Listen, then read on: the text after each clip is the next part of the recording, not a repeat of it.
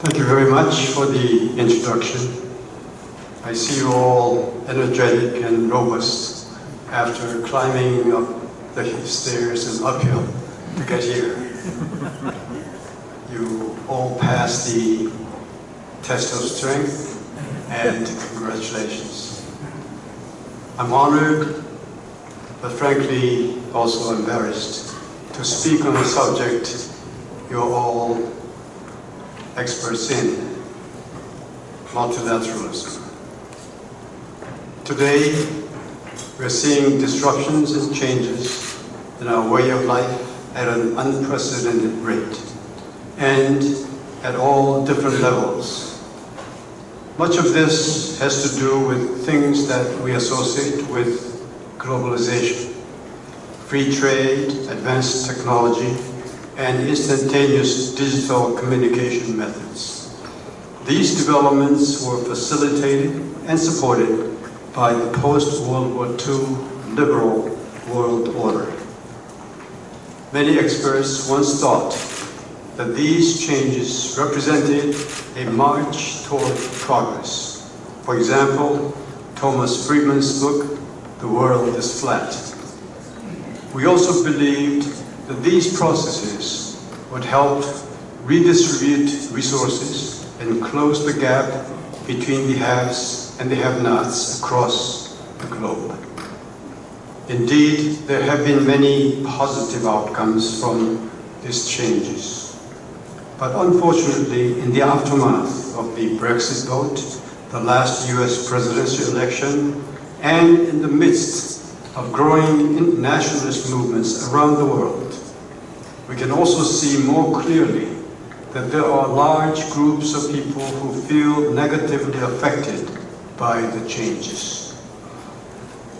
The backlash against globalization and elite politics has some arguing that the liberal order and multilateralism are facing a collapse. I do not believe that the liberal order will collapse easily, but it is evident that globalism and multilateralism are facing significant challenges. If we do not deal with these challenges, then I fear there will be a return to a more illiberal world order, one that is less stable and less peaceful. That is why it is important to save and defend multilateralism and globalism. It is also important to update post-World War II rules for multilateral cooperation. I would like to ask the following question. Why is it necessary for us to update the rules for multilateral cooperation? I see three possible reasons. One, to make the rules more consistent with the change from a hegemonic or oligarchic order to a world where power is more diffused. Two, to make it more palatable to the still dominant power, that is the United States, whose leadership seems to be becoming less inclined to support multilateralism. Three, finally, to integrate rising powers into world order. Under the circumstances, however, I think the most urgent issue we have to address today is not so much how to update and change the rules as how to deal with the challenge multilateralism is facing today. The challenge comes from unilateralistic impulses, nativistic nationalism, and anti-globalism, all of which amount to anti-multilateralism. Looking back, multilateral institutions in the post-World War II period owe their creation and growth to three factors. One, the recognition by the dominant power and the lesser powers alike of their shared interest in achieving common goals through multilateralism. Two, a degree of idealism for such objectives as peace and human well-being that multilateral institutions could contribute to. And three, the acknowledgement of the existence of common public goods, such as financial stability, environmental protection, freedom of the seas, and yes, global peace. In the post-World War II period, multilateralism and its growth were possible because a bargain was made between the dominant power, the United States, and other countries, which included both the middle powers and the smaller powers. In such a bargain, the dominant state reduces its enforcement costs, and the weaker states gain opportunities to work and help influence the leading state. In the United States today, the Trump administration seems to be skeptical of the utility of multilateralism. It pulled the United States out of TPP, wants to revise NAFTA, plans to reduce financial contribution to the United Nations, and seems to be equivocal about even NATO. 2 weeks ago, President Trump announced the decision to withdraw the United States from the 195-nation Paris Climate Agreement, an agreement that could be considered as an epitome of multilateralism, endeavor for common good, and internationalism. In doing so, the United States explicitly rejected the notion of a global community of nations in favor of a more ruthless arena for competition among nations, fueled by self-interest. As the columnist Yoshin Bittner put it, in the struggle between Steve Bannon, the anti-globalist, and John Lennon, the internationalist, Bannon seems to have won the day, at least for now, and in the United States. In Europe, starting with Brexit, ultra-conservative and nationalist political forces seem to be in the ascendancy. How do we account for the rise of anti-globalization and sentiments that are skeptical of multilateralism? First, in the aftermath of the changes in recent decades, there is displacement of blame, either deliberate or genuine, for many of the malaises at home, such as unemployment, income gap, and self-perceived status change from high to low on multilateralism and globalism. Second, such status slippage makes many people experience a sense of identity crisis, which in turn makes them find enemies and scapegoats among certain ethnic, racial, or religious groups, and cling to their own ethnic, religious identity. In each case, there are leaders who take political advantage of such identity disorientation, fear, and anger. By drawing on the sentiments of fear and anger, leaders can more often turn international relations into a zero-sum game rather than non-zero-sum game. The search for shared ideals and public goods becomes difficult, if not impossible.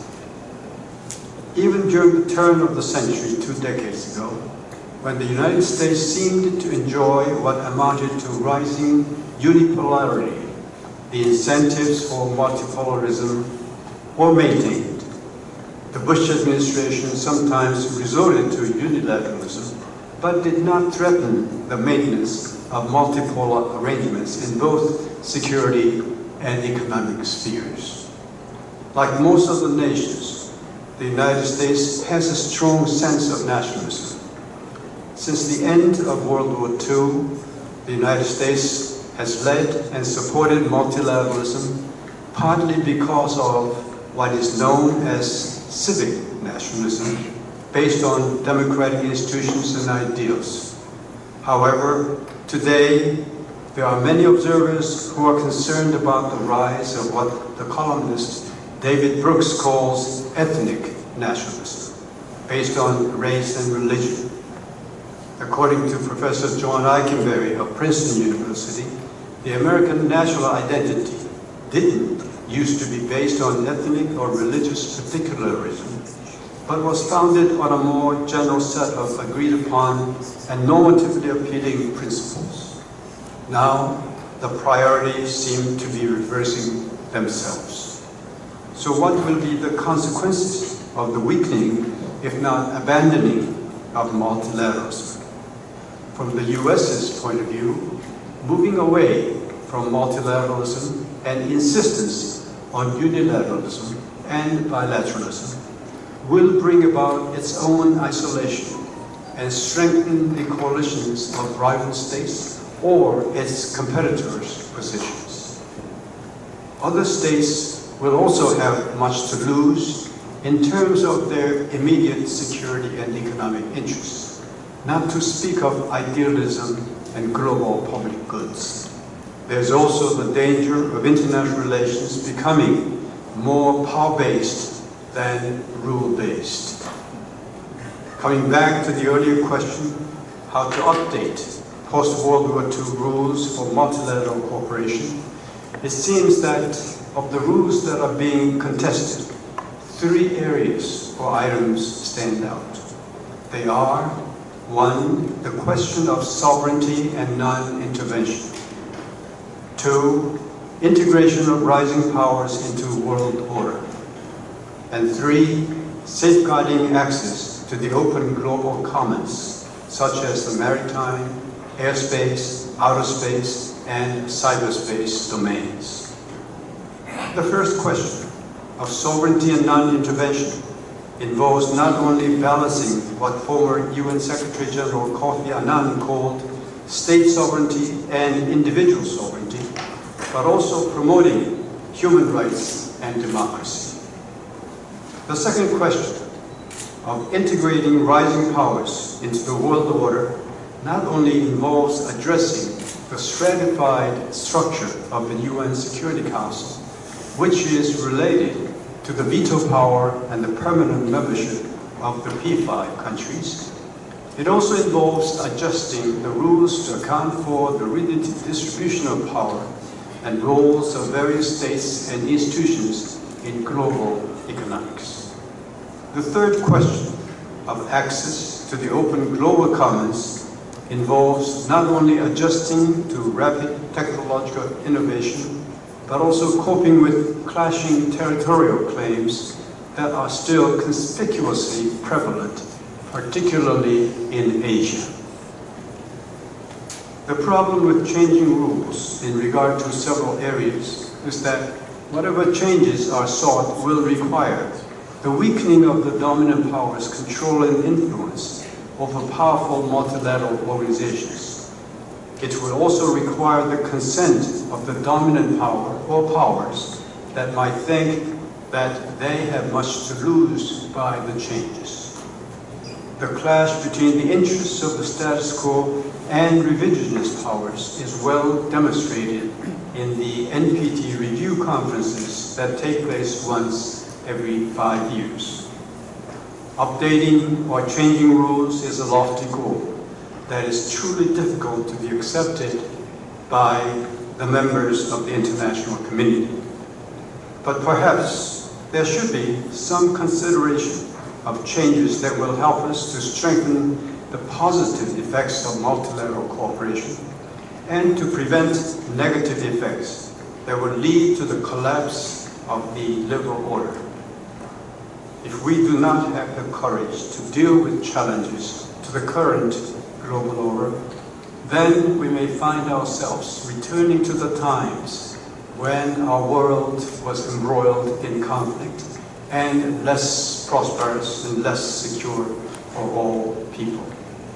In conclusion, in the midst of great change, we should encourage world leaders not to move away from multilateralism, but to find creative and comprehensive solutions to economic, social, and political problems through cooperation in multilateral contexts. Thank you very much.